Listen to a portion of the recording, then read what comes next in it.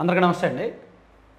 So రాబోయే సార్వత్రిక ఎన్నికలు అంటే 2024 జనరల్ ఎలక్షన్స్లో 400 సీట్లు గెలుచుకోవడం ఎన్డీఏ టార్గెట్. సింగిల్గా 370 సీట్లు గెలుచుకోవడం బీజేపీ టార్గెట్. యాక్చువల్ వాళ్ళు ఆర్టికల్ 370 పేరిట గత కొన్ని సంవత్సరాలుగా చేస్తున్నారు కదా, ఒక పొలిటికల్ సెంటిమెంట్, ఒక బిల్లు, ఇదంతా కూడా తెలుసు కదా. సో ఆర్టికల్ 370ని వాళ్ళు వైనాట్ 370 ఎంపీ సీట్స్ అనేటట్టు చూసి మనం దేశవ్యాప్తంగా బీజేపీ సింగిల్గా 370 ఎంపీ సీట్లు గెలుచుకోవాలి. ప్రతి పోలింగ్ బూత్లో కూడా 370 ఓట్లు అదనంగా పోలయ్యేలా చూడండి మనకి బీజేపీకి అని నిన్న బీజేపీ కేంద్ర కమిటీ ఆదేశాలు, నరేంద్ర మోదీ గారి సూచనలు ఇవన్నీ. సో అసలు వాళ్ళకి బీజేపీకి సింగిల్గా 370 అంట, ఓవరాల్గా ఎన్డీఏకి 400 ప్లస్ అంట. మరి ఇది సాధ్యమా కాదా?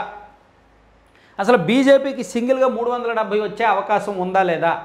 2014, 2019లో ఏం జరిగింది అనేది ఒకసారి మనం చూసుకుంటే 2019లో బీజేపీకి మ్యాజిక్ ఫిగర్ వచ్చింది. 303 పార్లమెంట్ స్థానాలు వచ్చాయి. 303 దేశవ్యాప్తంగా 37.7% ఓటింగ్. ఎప్పుడు 2019 లోక్సభ ఎన్నికల్లో. సో అప్పుడు వాళ్ళకు వచ్చిన ఓటింగ్ అది, వాళ్ళకు వచ్చిన సీట్లు ఇవి. మనం ఒకసారి జిల్లాల వారీగా, రాష్ట్రాల వారీగా సింపుల్గా చూసుకుంటే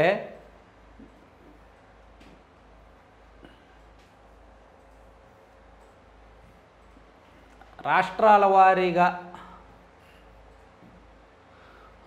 ఆంధ్రప్రదేశ్లో అంటే బీజేపీకి ఏమీ రాలేదులే, బీజేపీకి ఏమి రాలేదు, 1% ఓట్లు కూడా రాలేదు, 0.96 ఓట్లు వచ్చాయి పార్లమెంట్కి వెళ్ళేసరికి. అరుణాచల్ ప్రదేశ్లో చూసుకుంటే బీజేపీకి 2 ఎంపీ సీట్లు పోటీ చేస్తే 2 గెలిచారనమాట వాళ్ళు. మొత్తం అరుణాచల్ ప్రదేశ్లో 2 పార్లమెంట్ స్థానాలు ఉంటే 2 గెలిచారు. సో ఇప్పుడు కూడా 2 వచ్చే అవకాశం అయితే ఉంది అరుణాచల్ ప్రదేశ్లో. ఇక అస్సాం చూసుకుంటే మొత్తం 14 లోక్సభ స్థానాలు ఉన్నాయి అస్సాంలో.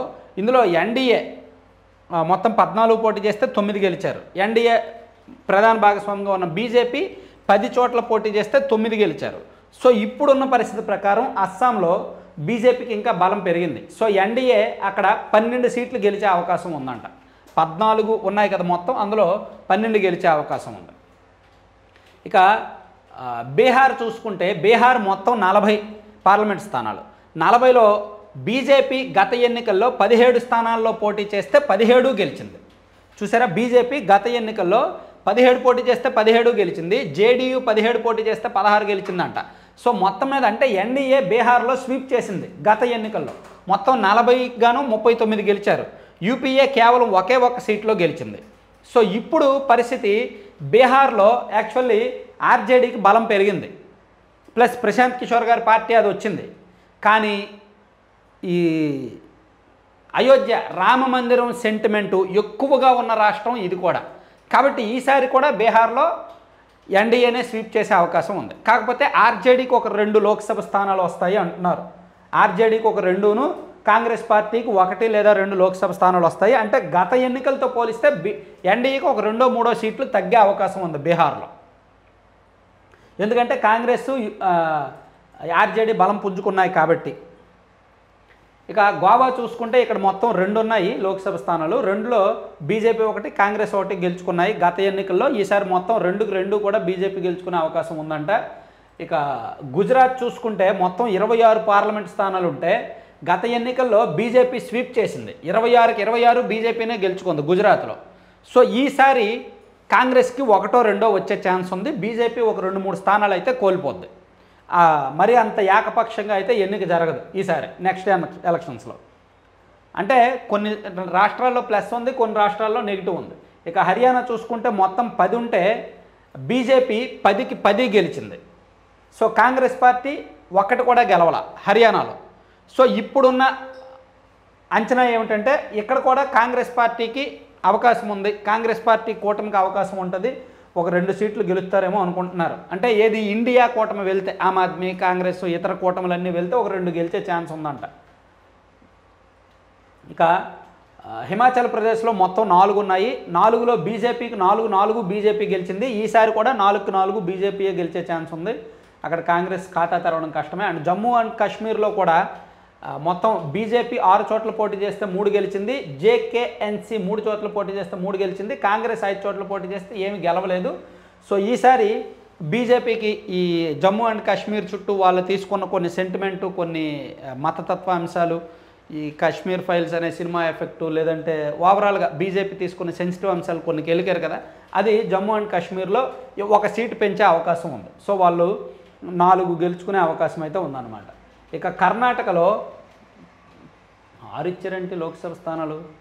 సో మొత్తం 28 లోక్సభ స్థానాలు కర్ణాటకలో. 28కి గాను గత ఎన్నికల్లో ఎన్డీఏ 26 గెలుచుకుంది. అందులో బీజేపీనే 25 గెలిచింది. కాంగ్రెస్ పార్టీ 1 మాత్రమే గెలిచింది గత ఎన్నికల్లో. కానీ ఇప్పుడున్న పరిస్థితి ప్రకారం కాంగ్రెస్ పార్టీ 8 లోక్సభ సీట్లు గెలిచే ఛాన్స్ ఉంది. కర్ణాటకలో కాంగ్రెస్ పార్టీ గత ఎన్నికల్లో 1 లోక్సభ స్థానం గెలిచింది. కానీ ఇప్పుడున్న అంచనాల ప్రకారం కర్ణాటకలో 8, మొత్తం అక్కడ 28కి గాను 8 కాంగ్రెస్ గెలిచే ఛాన్స్ ఉంది. ప్లస్ కాంగ్రెస్ మిత్రపక్షాలు అంటే ఇప్పుడు జేడీఎస్ బీజేపీకి మిత్రపక్షమైంది కాబట్టి బీజేపీ ప్లస్ మిగిలిన మిత్రపక్షాలు మిగిలిన సీట్లు గెలిచే ఛాన్స్ ఉందనేది అంటున్నారు. ఇక సో కేరళలో బీజేపీకి ఈసారి కూడా ఖాతా తెరిచే ఛాన్స్ అయితే ఉండదు. అక్కడ యూడీఎఫ్, కాంగ్రెస్, యూడీఎఫ్ కూటమికి అవకాశం ఉంటుంది. ఎన్డీఏ ఇక్కడ గత ఎన్నికల్లో ఏం గెలవలేదు. సో ఇప్పుడు కూడా ఎన్డీఏకి అక్కడ ఛాన్స్ ఉండదు. కేరళలో ఇటువంటి సెంటిమెంట్లు ఏమీ ఉండవు. ఇక మధ్యప్రదేశ్లో చూసుకుంటే ఇక్కడ 2 పార్టీలు హోరాహోరీ, కాంగ్రెస్, బీజేపీ. సో మధ్యప్రదేశ్లో మొత్తం 29 పార్లమెంట్ స్థానాలు ఉన్నాయి. గత ఎన్నికల్లో బీజేపీ 28 గెలిచింది. ఇప్పుడు కూడా 28 వస్తాయని అంచనా వేస్తున్నారు. కానీ మేబీ కొన్ని తగ్గొచ్చు, ఒక 3 సీట్లు తగ్గొచ్చు అనేది ఒక అంచనా. ఇక మహారాష్ట్ర చూసుకుంటే మొత్తం 48 అసెంబ్లీ స్థానాలకు గాను ఈ గత ఎన్నికల్లో ఎన్డీఏ 48కి గాను 41 గెలిచింది. కాంగ్రెస్ పార్టీ 25కి గాను 1 గెలిచింది. బీజేపీ సింగిల్గా అయితే 25 చోట్ల పోటీ చేసి 23 గెలిచింది. మొత్తానికి బీజేపీ నార్త్లో బాగా ఊపింది. సో ఈసారి కూడా మహారాష్ట్రలో ఖచ్చితంగా గత ఎన్నికల కంటే తగ్గే ఛాన్స్ లేదు. ఎందుకంటే అక్కడ కూడా ఈ రామ్ మందిర్ సెంటిమెంటు అవి ఇవి కొన్ని ఉన్నాయి. ఇక మణిపూర్ చూసుకుంటే మొత్తం 2 ఉన్నాయి లోక్సభ స్థానాలు. 2కి 2 కూడా బీజేపీ కూటమే గెలిచే అవకాశాలు ఉన్నాయి. తర్వాత మేఘాలయ చూసుకున్నా సరే 2 ఉన్నాయి. ఈ 2 కూడా మేఘాలయ 50-50 వస్తుంది అంటున్నారు. ఈసారి బీజేపీ ఖాతా తెరిచే అవకాశం ఉంది. బీజేపీకి 1, కాంగ్రెస్కి 1 వచ్చే ఛాన్స్ ఉంది. అదే కాంగ్రెస్ కూటమికి 1, బీజేపీ కూటమికి 1 వచ్చే ఛాన్స్ ఉంది. తర్వాత మిజోరాం చూసుకుంటే 1 ఉంది. గత ఎన్నికల్లో ఎంఎన్ఎఫ్ గెలిచింది. ఈసారి యూపీఏ కూటమి గెలిచే ఛాన్స్ ఉంది. వాళ్ళు కూడా అదే యూపీఏ మీన్స్ ఇండియా కూటమి. తర్వాత నాగాల్యాండ్ కూడా 1 ఉంది. 1కి గాను గత ఎన్నికల్లో ఎన్డీఏ గెలిచింది. ఈ ఎన్నికల్లో కూడా మేబీ ఎన్డీఏకే ఛాన్స్ ఉండొచ్చు. తర్వాత ఒడిస్సా చూసుకుంటే మొత్తం 21 పార్లమెంట్ స్థానాలకు గాను గత ఎన్నికల్లో బీజేడీ అక్కడ 12 గెలిచింది. బీజేపీ 8 గెలిచింది. కాంగ్రెస్ పార్టీ 1 గెలిచింది. ఇండియా కూటమి మొత్తం మీద 1 గెలిచింది. సో ఇప్పుడు అక్కడ ఒడిస్సాలో ఇండియా కూటమికి కాస్త బలం పెరిగింది. రాహుల్ గాంధీ గారి పాదయాత్ర కావచ్చు, అక్కడ గవర్నమెంట్ మీద వ్యతిరేకత. సో ఆ కారణంగా కాంగ్రెస్ పార్టీకి ఒక 5కు పైగా స్థానాలు పెరుగుతాయి అక్కడ. సో బీజేడీకి కొంత తగ్గొచ్చు, ఒక 3 తగ్గొచ్చు, బీజేపీకి ఒక 2 తగ్గొచ్చు అంటున్నారు అక్కడ లోకల్ మీడియా రిపోర్ట్స్ అయితే ఇవి. ఇక పంజాబ్ చూసుకుంటే మొత్తం 13 స్థానాలకు గాను గత ఎన్నికల్లో ఆమ్ ఆద్మీ పార్టీకి 1 వచ్చింది. ఎన్డీఏ కూటమికి 4 వచ్చాయి. ఐఎన్సీకి 8 వచ్చాయి. ఈసారి ఐఎన్సీకి తగ్గుతాయి, ఒక 3-4 తగ్గుతాయి. బీజేపీకి పంజాబ్లో యాక్చువల్లీ రైతుల ధర్నాలు, రైతుల్లో బీజేపీ పట్ల వ్యతిరేకత ఇదంతా ఉన్నప్పటికీ ఆమ్ ఆద్మీ పార్టీకి ఒక 4-5 సీట్లు పెరిగి కాంగ్రెస్ పార్టీకి ఒక 2 తగ్గి బీజేపీకి అలాగే ఉంటాయి అనేది లోకల్లో వస్తున్న రిపోర్ట్స్. మేబీ అది ఎలా ఉండదని చూడాలి. ఇక రాజస్థాన్ చూసుకుంటే మొత్తం 25కి గాను 25కి 25 ఎన్డీఏనే గెలిచింది. సో ఇప్పుడు కూడా రాజస్థాన్లో 25కి 25 ఎన్డీఏకి ఛాన్స్ ఉంది. రాజస్థాన్ పూర్తిగా బీజేపీ కంట్రోల్లో ఉంది. దానికి కారణం ఈ అయోధ్య రామ మందిరం సెంటిమెంట్స్ కొన్ని ఉన్నాయన్నమాట. అంటే ఇలా ఉత్తరప్రదేశ్కి వెళ్దాం. తమిళనాడులో మొత్తం 38కి గాను గత ఎన్నికల్లో యూపీఏ 37 గెలిచింది. సో ఇప్పుడు కూడా తమిళనాడులో బీజేపీకి ఎన్డీఏకి పెద్దగా ఛాన్సులు లేవు. ఇండియా కూటమిలో స్ట్రాంగ్గా ఉన్న పార్టీ ఈ స్టాలిన్ గారి పార్టీ డిఎంకే అన్నమాట. ఇక త్రిపుర, ఈ చిన్న రాష్ట్రాలు పక్కన పెట్టి ఒకసారి ఉత్తరప్రదేశ్కి వెళ్తే ఉత్తరప్రదేశ్లో మొత్తం 80. దేశ రాజకీయాన్ని, పార్లమెంట్ రిజల్ట్స్ని శాసించే రాష్ట్రం ఇది. ఇక్కడ గత ఎన్నికల్లో ఎన్డీఏ కూటమికి 80కి గాను 64 గెలిచింది. అంటే బీజేపీ 78 చోట్ల పోటీ చేస్తే 62 గెలిచిందనమాట. సో ఇప్పుడు ఉత్తరప్రదేశ్ స్వీప్ చేసే అవకాశం ఉందంట. బీజేపీ కంప్లీట్గా స్వీప్ చేసే అవకాశం ఉంది. ఒకవేళ ఇండియా కూటమి స్ట్రాంగ్గా నిలబడితే బీఎస్పీ కావచ్చు, ఎస్పీ కావచ్చు, ఇతరులు ఎవరు ఓట్లు చేయకుండా జాగ్రత్తగా స్ట్రాంగ్గా ఉంటే మేబీ బీజేపీకి ఒకటి 2, 3 తగ్గిస్తారు. గత ఎన్నికల్లో వాళ్ళు 80కి 64 గెలిచారు. ఇప్పుడు 80కి 75 గెలిచే ఛాన్స్ ఉంది వాళ్ళు చెప్తున్న లెక్క ప్రకారం. అక్కడ లోకల్ రిపోర్ట్స్ ప్రకారం. వెస్ట్ బెంగాల్ చూసుకుంటే 42కి గాను గత ఎన్నికల్లో తృణమూల్ కాంగ్రెస్కి 22 వచ్చాయి, బీజేపీకి 18 వచ్చాయి. ఇప్పుడు అక్కడ బీజేపీలో ఈ సెంటిమెంట్స్ కొంత ఉన్నాయి. రెండు పార్టీలకి మళ్ళీ హోరాహోరీ 50-50 ఉంటుంది, హోరాహోరీ. అక్కడ కూడా ఇండియా కూటమిలో చీలికి వచ్చింది. తృణమూల్ కాంగ్రెస్ ఇండియా కూటమి నుంచి బయటకు వచ్చే అవకాశాలు ఉన్నాయి. అదే జరిగితే బీజేపీకి గత ఎన్నికల్లో వచ్చిన 18 కాస్త ఈసారి 25+ అవుతాయి. సో తృణమూల్ కాంగ్రెస్కి ఓట్లు తగ్గుతాయి, సీట్లు తగ్గుతాయి, కాంగ్రెస్కి ఓట్లు తగ్గుతాయి. అంటే ఓట్లు చీలికి ఎఫెక్ట్ ఎక్కువ ఉంటుంది. ఒకవేళ ఇండియా కూటమి స్ట్రాంగ్గా ఉండి తృణమూల్ కాంగ్రెస్ ప్లస్ కాంగ్రెస్ పొత్తులో ఉంటే మాత్రం కాస్త బీజేపీకి సీట్లు తగ్గే ఛాన్స్ ఉంది. అంటే ఇండియా కూటమిని బట్టి అక్కడ ఉంటుంది అనమాట. సో ఓవరాల్గా మనం చూసుకుంటే దేశవ్యాప్తంగా పెద్ద పెద్ద రాష్ట్రాలన్నీ చూసుకున్నాం కదా. సో గత ఎన్నికలు బేస్ చేసుకుంటే బీజేపీకి ఇప్పుడు బీహారు, మధ్యప్రదేశ్, గుజరాత్, రాజస్థాను, ఉత్తరప్రదేశ్ లాంటి రాష్ట్రాల్లో బాగా పాజిటివ్ ఉంది. కానీ వాళ్ళు ఎప్పటి నుంచో వెనకబడిన సౌత్ రాష్ట్రాల్లో వాళ్ళకి ఇప్పుడు కూడా అంత అవకాశాలు లేవు. పైగా కర్ణాటక లాంటి రాష్ట్రాల్లో గత ఎన్నికల కంటే ఇప్పుడు బీజేపీ బలహీనపడింది. బీజేపీలో సరైన నాయకత్వం లేదు కాంగ్రెస్ పార్టీ అధికారంలోకి వచ్చిన తర్వాత.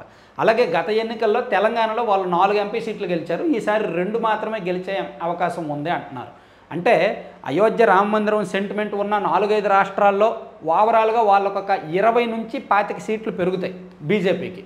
కానీ సౌత్ ఇండియాలో కర్ణాటక, ఈ తెలంగాణ లాంటి రాష్ట్రాల్లో ఒక 5 నుంచి 8 సీట్లు తగ్గుతాయి సౌత్ ఇండియా. ఇతర రాష్ట్రాల్లో కూడా పెద్దగా వచ్చే ఛాన్స్ లేదు. కాబట్టి బీజేపీకి సింగిల్గా 370 రాకపోవచ్చు ఇప్పుడున్న అంచనా ప్రకారం.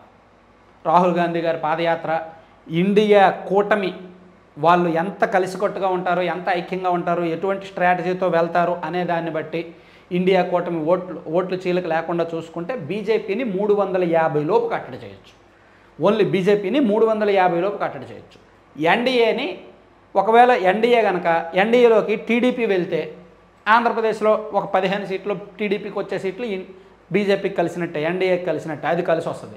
తెలంగాణలో ఒకవేళ టీఆర్ఎస్ ప్లస్ బీజేపీ పొత్తు పెట్టుకుంటే అప్పుడు అక్కడ కాంగ్రెస్కి దెబ్బ, ముక్కోన పోటీ కాస్త ద్వంద్వ పోటీ, ఇద్దరికి పోటీ అవుద్ది, ద్విముఖ పోటీ అవుద్ది. సో ఆ ద్విముఖ పోటీలో టీఆర్ఎస్ ప్లస్ బీజేపీకి కలిసి వచ్చే అవకాశం ఉంటుంది. అట్లా తెలంగాణలో కూడా మొత్తం 17 లోక్సభ స్థానాలకు గాను బీజేపీ ప్లస్ బీఆర్ఎస్ పొత్తు పెట్టుకుంటే వాళ్ళకి 10 వస్తాయి, లేదా పొత్తు లేకపోతే మాత్రం కాంగ్రెస్కి 10 వచ్చే ఛాన్స్ ఉంది. ఇలా కొన్ని రాష్ట్రాల్లో మార్పులు చేర్పులు జరుగుతున్నాయి. ఇప్పుడున్న అంచనా ప్రకారం అయితే మాత్రం బీజేపీకి గత ఎన్నికల్లో 303 వచ్చాయి, ఈసారి 330 నుంచి 340 వస్తాయి అనేది ఒక లెక్క. Thank you.